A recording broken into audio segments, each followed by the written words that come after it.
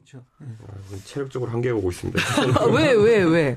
이게 유세 지원을 하다 보니까. 유세 지원하다 보니까. 목이 좀 고장나는 건 그러게 좀 잠기셨네요. 둘째치고 체력적으로 이제 유승민 후보가 그러니까 어제 대구의 야구장에서. 대구의 야구장도 가고, 대구의 그 김광석 거리 그쪽도 가고, 그리고 그 대구의 동성로에서 또 유세 이렇게 하고 했는데. 예. 특이한 후보입니다. 젊은 사람들한테 지지를 많이 받고 있어요. 그래요. 네, 보수 후보인데. 그런데 여론조사가 지금 이제 막판 여론조사가 나오는 걸 보면 사실 유승민 후보는 그렇게 많이 오르진 못했고 오히려 홍준표 후보가 치고 올라가고 안철수 후보가 하락세를 보이고 문재인 대세론이 다시 살아나고 있고 남은 변수 뭐라고 보세요, 소장님? 예, 흔히들 후보자들이 교통사고라든지 큰 사고만 없으면 된다, 또는 주위에서 말 실수만 안 하면 된다, 이런 정도를 이야기하는데요. 네.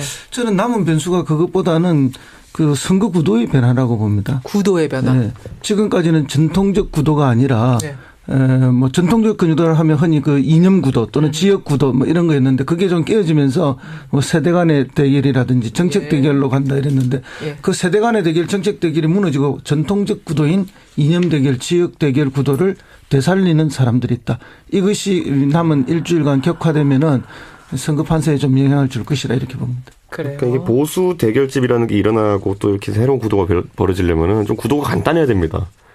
무슨 말이냐면 예전에 이제 탄핵 이후에 탄핵 역풍 맞아가지고 한나라당이 다시 이제 조금 살아나려고 할 때 그때는 어쨌든 양당 체제였기 때문에 나중에 막판 보수가 결집할 때 별로 고민이 없었는데 지금은 제가 어제 대구에 가서 느낀 것도 그렇지만은 막판에 이제 부동층으로 있는 보수층이 소위 샤이 보수층이라고 하는 층이 뭉치려고 해도 답안지가 너무 복잡해요 지금. 네, 이게 진짜 문재인 당선 저지를 위해서 2등 후보한테 몰아줘야 되는 것이냐, 아니면 오랫동안 보수의 적자 정당이었던 곳이라고 생각하는 곳을 찾느냐, 이런 여러 가지 변수가 있거든요. 그렇기 때문에 보수 대결집도 아주 결집된 형태가 나타나기 쉽지 않을 거예요. 홍준표 후보는 계속해서 나 양강구도 만들 수 있다라고 자신 있게 얘기하고 있고, 안철수 후보만 누르면은 그 역전만 되면은 난 양강구도 만들 수 있을 거라고 얘기하고 있는데. 지금 홍준표 후보가 워낙 지금 후보 확정된 다음에 한 7%, 8% 여기부터 시작해가지고 급상승하는 것처럼 보이지만은 아직까지 실제로 탄핵 반대하는 사람의 비율 20%에도 도달을 못했어요. 아하. 그러니까 이 탄핵 지금 이제 그 자유한국당이 최소한 이렇게 표현을 깔고 시작해야 되는 표가 한 20% 되는데. 20% 되는데 오히려 저는 그래서 이런 생각도 해요. 오히려 만약에 후보가 김진태 후보로 됐으면은 시작점이 거길 거다. 이 시절에서 시작했을 거다. 확장성은 좀 덜하겠지만은. 그러니까 이 복잡한 구도를 단순화하려는 시도가 홍 후보가 하고 있는 거죠. 그렇죠. 그래야 표 결집이 있으니까. 마지막 변수로. 그런데 이제 시간은 조금 늦었어요. 왜냐하면 자기가 빨리 그 도지사 사퇴하고 빨리 뛰어들었더라면은 빨리 이게 결집이 될 텐데 거기서 한 일주일 까먹었고, 그 다음에 그 대지 흥 문제 때문에 또 한 일주일 발목이 잡히고, 그러다 보니까 결집이 늦어지면서 이제 좀 뒤늦게 결집이 되는 그런 상황이고, 이준석 위원장 말이 다 옳지만 또 동시에 나라를 팔아먹어도 박근혜가 잘했다고 박수 30%.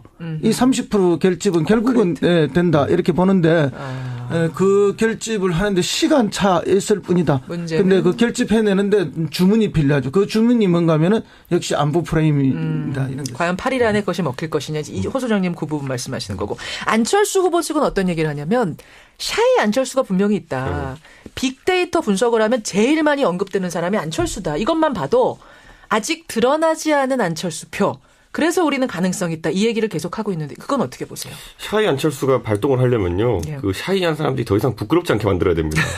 그래야 투표장으로 나와가지고 이제 투표를 하는 거잖아요. 근데 샤이 안철수가 진짜 샤이 안철수 상태로 있으면 투표로 연결이 안 되겠죠. 끝까지 샤이하면 안 되는 건가요? 그러니까 제 생각에는 고지점에서 안철수 후보가 한 3주 전에 굉장히 고지율을 기록하면서 이제 분위기 탔을 때 저는 그때 전국 주도권은 안철수 후보에게 있었다 봅니다. 지금 시점에 전국 주도권이라는 거는 안철수 후보한테 있다고 보기 어렵고, 막판에 이제 불씨로 타오를 수 있었던 게 김종인 대표와의 어떤 연대 가능성이었는데, 이거 다 안 되게 한 사람이 누구냐면은 과거에 김종인 대표 자르라고 이렇게 공격하고, 노무현 대통령이 알면은 깜짝 놀랄 거다 이런 이야기를 쏟아내가지고 지금 결합을 물리적으로 하지 못하니까 이상한 형태로 결합하잖아요. 무슨 뭐 특별위원회 구성해서 위원장에 앉히고 통합정부 추진위원장 네, 그런 자리를 만들고 거기에 모시되 국민의당 입당하는 건 아니고 그리고 제3지대에서 뭐 말을 했더니만은 거기에 내가 동의하는 건 아니다. 뭐 홍준표는 안 된다. 뭐 이런 식으로 바로 힘을 빼버린 게 누굽니까? 지금 그러니까 제 느낌으로는 그 전국 주도권을 가졌을 때 그리고 마지막에 어쨌든 막차 티켓이 있었을 때 그걸 제대로 활용하지 못한 게 이제 좀 아쉽다. 근데 뭐 이거는 이미 예측됐던 겁니다. 왜요? 왜냐하면은 이렇게 두 분이 뭘 어떻게 하겠다는 맹쾌한 합의사항이 없는 거죠. 큰 틀에서 대충 얼버무린 상황에서 급하게 나온 거다 보니까 개헌이라는 큰 고리도 뭐 이렇게 강론에 들어가면 다 달라지게 될 수밖에 없고 주도권 싸움이 있을 수밖에 없는 거죠.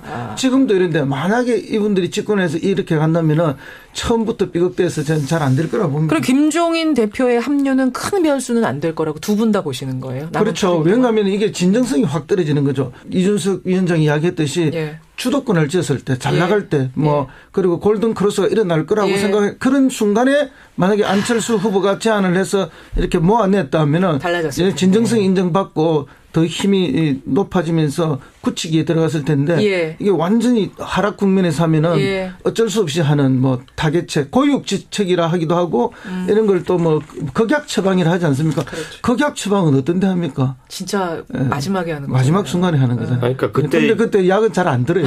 그때 이제 주도권을 잡았을 때 만약에 그때 이제 김종인 대표를 영입하고 단일화에 대한 가능성을 뭐 계속 군불 떼는 거죠. 군불 뗐으면은 선거 일주일 앞두고까지도 계속 그 얘기가 군불로 작용하고 다른 프레임이 전혀 안 먹힙니다. 그런데 그때 그 당시에 안철수 후보가 어떤 그 주목받고 있었을 때 뭐라고 했냐면은 나머지 둘이 그냥 사퇴하면 된다 뭐 이런 식으로 나왔어요. 그렇죠. 근데 정치하는 사람들이 바보도 아니고 그렇게 뭐라고 해야 될까요? 안하무인격으로 나오는 상황에서 단일화에 응할 리도 없고 실제로 그 계산 속에서 예를 들어 3자 단일화 조사라든지 단일화 조사를 돌려보면은 그 당시엔 안철수 후보가 꽤 유리하게 나왔습니다. 맞아요. 지금 시점에서는 뭐 그렇게 유리하게 나올 것도 아닌 거고 본인도 상황 꼬이는 거죠 이제. 자, 우리가 지금 상한가 들어가기도 전에 이야기들을 많이 풀어놨습니다. 이런 지금의 상황을 바탕으로 대선 구도를 바탕으로 상한가 하한가 들어가 보겠습니다. 우선 이번 주 상한가 허성무 소장님은 누구 골라오셨어요? 저는 여론조사 기관을 골랐습니다. 여론조사 기관 자체를 자 잠깐 계시고요. 이준석 위원장은 누구 상한가?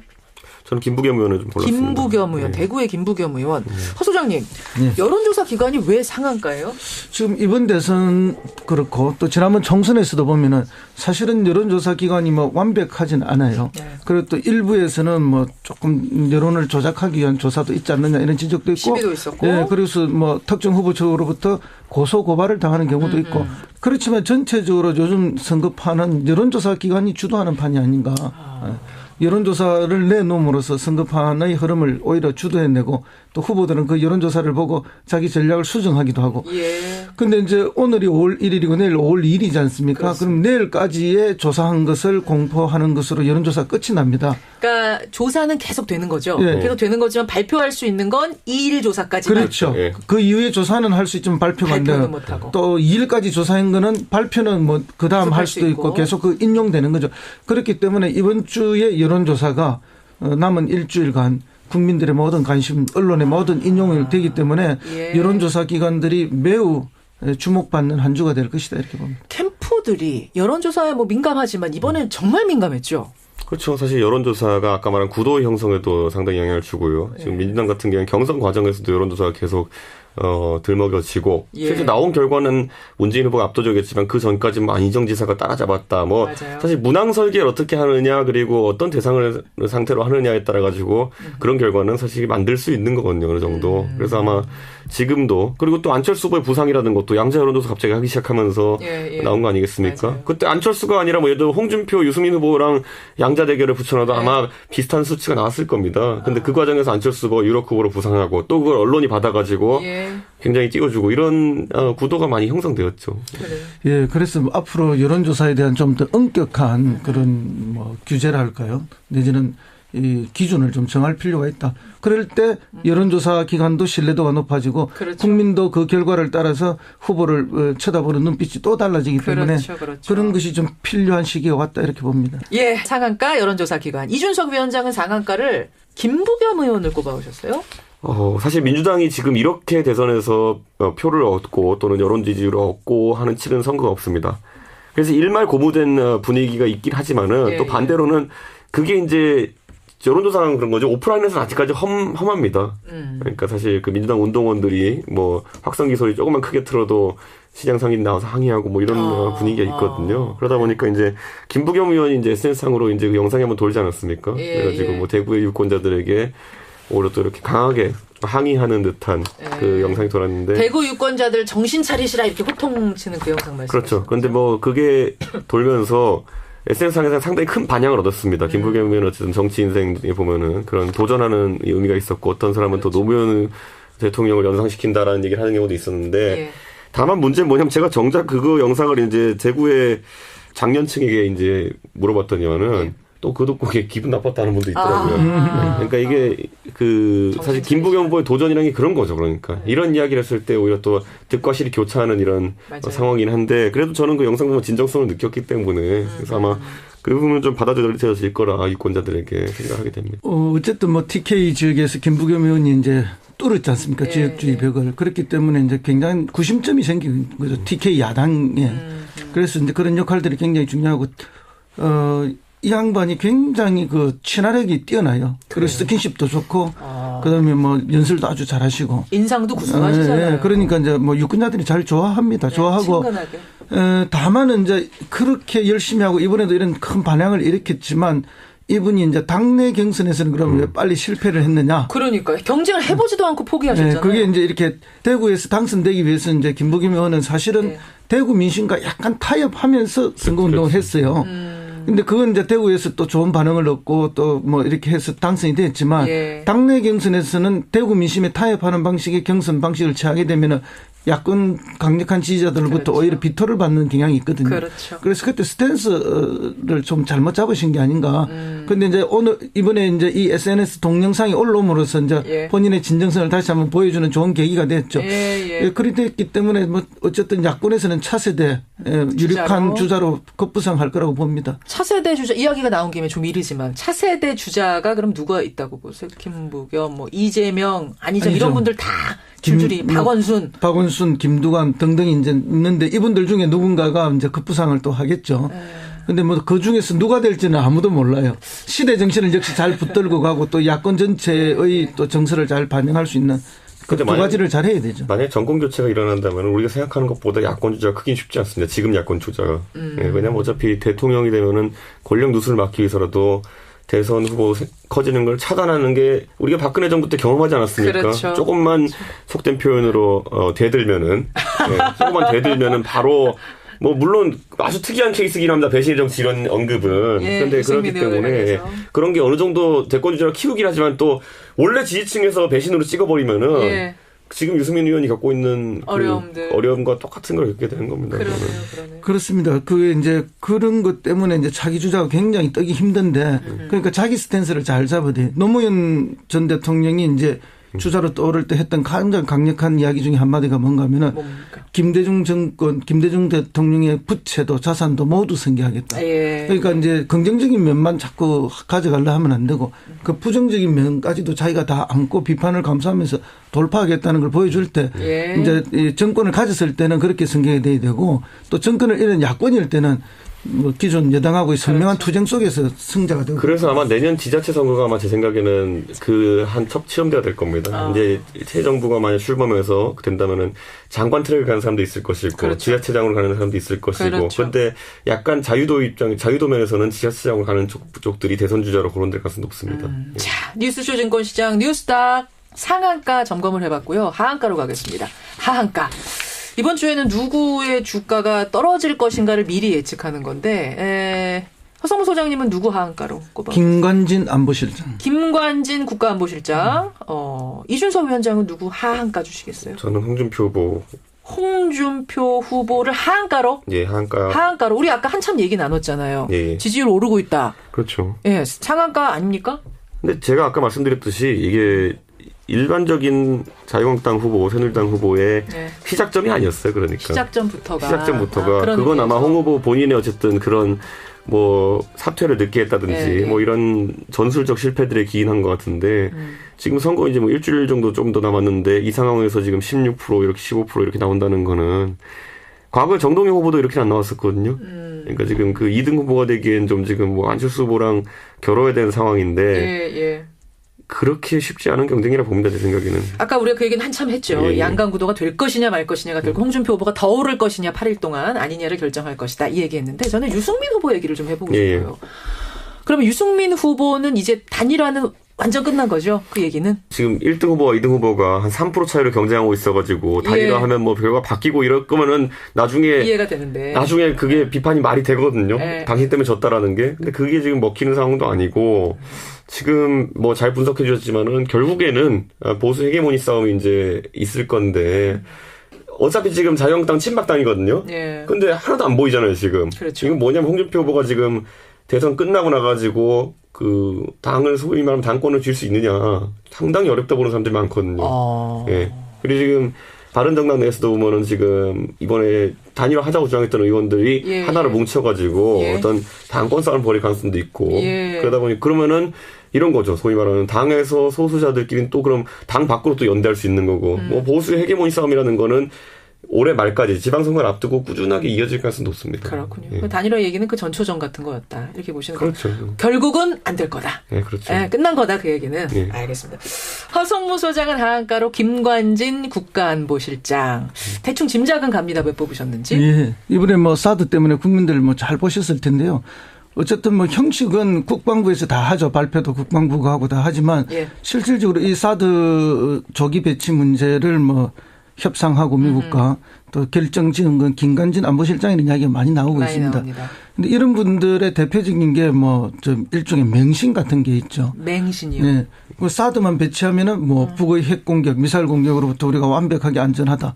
뭐 이런 맹신. 그래서 무조건 미국이 하자면은 옳다 하자.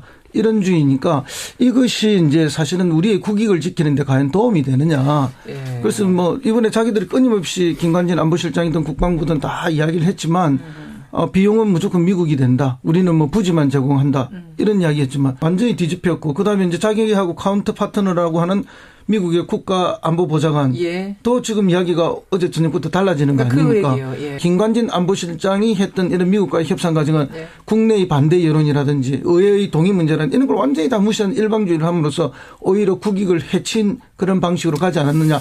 그게 일부 대선 주자들도 편승해서 갖지 않았느냐. 제일 중요한 것은 정치인은 국익과 국민의 안전을 위해서 존재하는 것인데 그것을 등한시하고 어떤 일방주의에 끌려다니는 것은 이런 말은 국익이고 말은 안보라고 이야기하지만 실제로 그것을 해칠 가능성이 있다는 걸 한번 상기해 볼 필요가 있습니다. 어쨌든 뭐 미국 국방부랑 백악관 쪽에서는 어쨌든 트럼프가 1조 내라고 한 건 아니다라고 이제 부인을 했고 트럼프의 발언을 잘 곱씹어보면은 이게 한 1조 원짜리 되는 무기인데 우리가 공짜로 갖다 주는 거 아니냐면 약간 생색내는 발언이거든요. 실질적으로는. 그렇기 때문에 이건 앞으로 어떻게 협상을 하냐에 따라 가지고 이제 다른 결과가 나오고요. 그걸 협상을 이끌어내기에는 트럼프에 오히려 좀 충격 발언이 아니었나 이런 생각을 하게 되고 제 생각에는 지금 뭐 김관진 실장은 군인 출신 아닙니까? 그렇죠. 군인은 군인다운 거고 지금 우리나라의 뭐 외교관들은 외교관다워야 되는 것이고 이걸 조정하는 게 대통령의 역할입니다. 그래서 안보에 대해서 이제 일주일 뒤면 대통령 생기지 않습니까? 그 대통령이 우선적으로 이걸 이제 처리를 해야 되는데 저는 기억에 나는 일화가 뭐가 있냐면은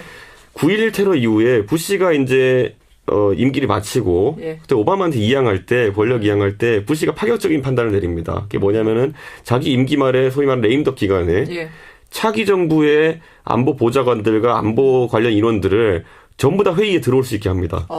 그러니까 정권을 취득하기 전에 갖고 있던 정보랑 이제 정권을 획득했을 때의 정보는 다르거든요. 그런 걸 놓고 판단해야 되는데 지금 대선 주자들이 일주일 남짓한 시간 앞두고 무리하게 지금 어떤 판단할 필요는 없다 이런 생각이 듭니다. 그러네요. 진짜 대통령이 비어있는데 지금 이거 벌써 사드는 들어와 있고 알바끼를 하고 있고 이거 어떻게 해야 됩니까? 말은 바뀌고 있고 하여튼 심란한 상황에서 대통령이 다음 주에 뽑힙니다. 말씀하신 대로 다음 주면 새 대통령이 들어와요. 어깨가 굉장히 무겁고 당장 해결해야 될 무거운 과제가 있네요. 그렇습니다. 대통령은. 오늘 뉴스다 뉴스쇼 증권시장 상한가 보도에는 여론조사 기관과 김부겸 의원, 하한가 보도에는 김관진 국가안보실장, 홍준표 후보를 올리면서 두 분과 인사를 드리고 다음 주 월요일이면 대선 며칠 전이에요? 하루 전. 와, 하루 전. 하루 전에 두 분과 다시 만나겠습니다. 수고하셨습니다. 네, 감사합니다. 네, 감사합니다. 세미래정책연구소 허성무 소장, 바른정당 이준석 노원병 당협위원장 함께했습니다. 역풍 맞아가지고 한나라당이 다시 이제 조금 살아나려고 할 때 예. 그때는 어쨌든 양당 체제였기 때문에 나중에 막판 보수가 결집할 때 별로 고민이 없었는데 지금은 제가 어제 대구에 가서 느낀 것도 그렇지만은 막판에 이제 뭐 부동층으로 있는 보수층이 소위 샤이 보수층이라고 하는 층이 뭉치려고 해도 답안지가 너무 복잡해요 지금. 네, 그게 이게 뭐 진짜 문재인 당선 저지를 위해서 뭐 2등 후보한테 몰아줘야 되는 것이냐, 아니면 오랫동안 보수의 적자 정당이었던 곳이라고 생각하는 곳을 찾느냐, 뭐 이런 뭐 여러 가지 변수가 있거든요. 그렇기 때문에 보수 대결집도 아주 결집된 형태가 나타나기 쉽지 않을 거예요. 홍준표 후보는 계속해서 나 양강구도 만들 수 있다라고 자신 있게 얘기하고 있고, 안철수 후보만 누르면은 그 역전만 되면은 난 양강구도 만들 수 있다고 얘기하고 있는데. 지금 홍준표 후보가 워낙 지금 후보 확정된 다음에 한 7%, 8% 여기부터 시작해가지고 급상승하는 것처럼 보이지만은 아직까지 실제로 탄핵 반대하는 사람의 비율 20%에도 도달을 못했어요. 아하. 그러니까 이 탄핵 지금 이제 그 자유한국당이 최소한 이렇게 표현을 깔고 시작해야 되는 표가 한 20% 되는데. 20% 되는데 오히려 저는 그래서 이런 생각도 해요. 오히려 만약에 후보가 김진태 후보로 됐으면은 시작점이 거길 거다. 이 시절에서 시작했을 거다. 확장성은 좀 덜하겠지만은. 그러니까 이 복잡한 구도를 단순화하려는 시도가 홍 후보가 하고 있는 거죠. 그렇죠. 그래야 표 결집이 마지막 있으니까. 변수로. 근데 이제 시간은 조금 늦었어요. 왜냐하면 자기가 빨리 그 도지사 사퇴하고 빨리 뛰어들었더라면은 빨리 이게 결집이 될 텐데 거기서 한 일주일 까먹었고. 그렇죠. 체력적으로 한계가 오고 있습니다.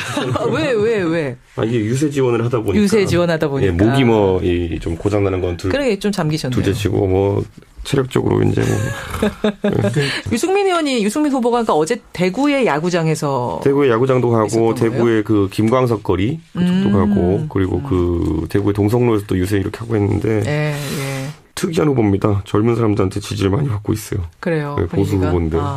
그런데 여론조사가 지금 이제 막판 여론조사가 나오는 걸 보면 사실 유승민 후보는 그렇게 많이 오르진 못했고 오히려 홍준표 후보가 치고 올라가고 안철수 후보가 하락세를 보이고 문재인 대세론이 다시 살아나고 있고 남은 변수 뭐라고 보세요, 소장님? 뭐 흔히들 뭐 후보자들이 뭐 교통사고라든지 큰 뭐 사고만 없으면 된다, 또는 주위에서 말 실수만 안 하면 된다, 이런 정도를 이야기하는데요. 저는 남은 변수가 그것보다는 그 선거 구도의 변화라고 봅니다. 구도의 변화. 지금까지는 전통적 구도가 아니라 뭐 전통적 구도를 하면 흔히 그 이념 구도 또는 지역 구도 뭐 이런 거였는데 그게 좀 깨어지면서 뭐 세대 간의 대결이라든지 정책 대결로 간다 이랬는데 그 세대 간의 대결, 정책 대결이 무너지고 전통적 구도인 이념 대결, 지역 대결 구도를 되살리는 사람들이 있다. 이것이 남은 일주일간 격화되면은 선거 판세에 좀 영향을 줄 것이라 이렇게 봅니다. 그러니까 이게 보수 대결집이라는 게 일어나고 또 이렇게 새로운 구도가 벌어지려면은 좀 구도가 간단해야 됩니다. 무슨 말이냐면 예전에 이제 탄핵 이후에 그다음에 그 대지 흥 문제 때문에 또 한 일주일 발목이 잡히고 그러다 보니까 결집이 늦어지면서 이제 좀 뒤늦게 결집이 되는 그런 상황이고, 이준석 위원장 말이 다 옳지만 또 동시에 뭐 나라를 팔아먹어도 박근혜가 잘했다고 박수 30%. 이 30% 결집은 결국은 된다 이렇게 보는데 그 결집을 하는데 시간차 있을 뿐이다. 근데 그 결집해내는데 주문이 필요하죠. 그 주문이 뭔가 하면은 역시 안보 프레임이다. 이런 게. 과연 8일 안에 것이 먹힐 것이냐. 호 소장님 그 부분 말씀하시는 거고. 안철수 후보 측은 어떤 얘기를 하냐면 샤이 안철수가 분명히 있다. 빅데이터 분석을 하면 제일 많이 언급되는 사람이 안철수다. 이것만 봐도 아직 드러나지 않은 안철수 표. 그래서 우리는 가능성이 있다. 이 얘기를 계속하고 있는데 그건 어떻게 보세요? 샤이 안철수가 발동을 하려면요. 그 샤이한 사람들이 더 이상 부끄럽지 않게 만들어야 됩니다.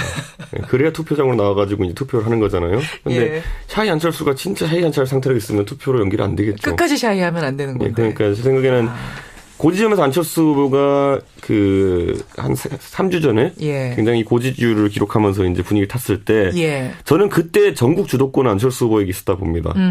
지금 시점에 전국 주도권이라는 거는 안철수 후보한테 있다고 보기 어렵고 막판에 이제 불씨로 타오를 수 있었던 게 김종인 대표와의 어떤 연대 가능성이었는데 이거 다 안 되게 한 사람이 누구냐면은 과거에 김종인 대표 자르라고 이렇게 공격하고 뭐 노무현 대통령이 알면은 깜짝 놀랄 거다 뭐 이런 이야기를 쏟아내가지고 지금 결합을 물리적으로 하지 못하니까 이상한 형태로 결합하잖아요. 무슨 뭐 특별위원회 구성해서 위원장에 앉히고 통합정부 추진위원장 네, 그런 자리를 만들고 거기에 모시되 국민의당 입당하는 건 아니고 그리고 제3지대에서 뭐 말을 했더니만은 거기에 내가 동의하는 건 아니다. 뭐 홍준표는 안 된다. 뭐 이런 식으로 바로 힘을 빼버린 게 누굽니까? 지금 그러니까 제 느낌으로는 그 전국 주도권을 가졌을 때 그리고 마지막에 어쨌든 막차 티켓이 있었을 때 그걸 제대로 활용하지 못한 게 이제 좀 아쉽다.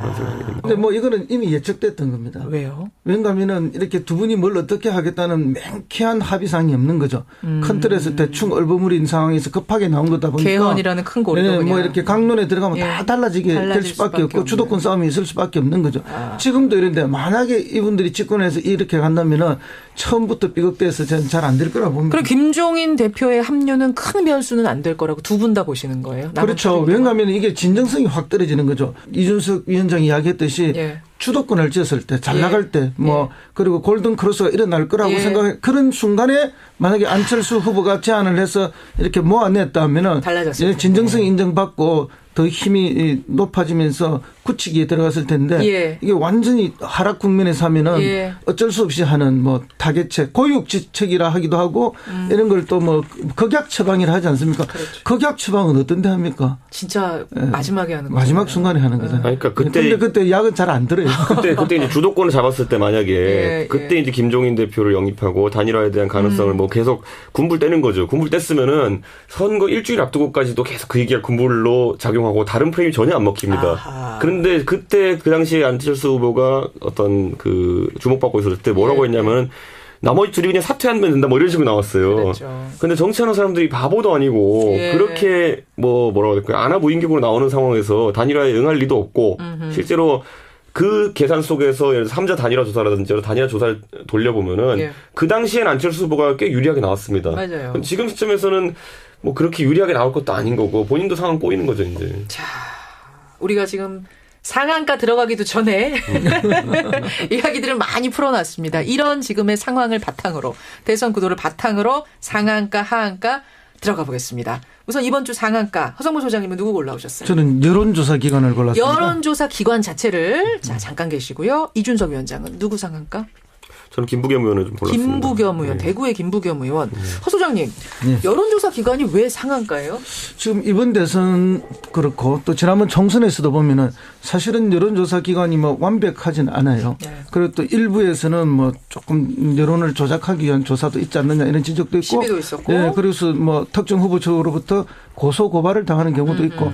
그렇지만 전체적으로 요즘 선거판은 여론조사 기관이 주도하는 판이 아닌가. 여론조사를 내놓음으로써 선거판의 흐름을 오히려 주도해내고 또 후보들은 그 여론조사를 보고 자기 전략을 수정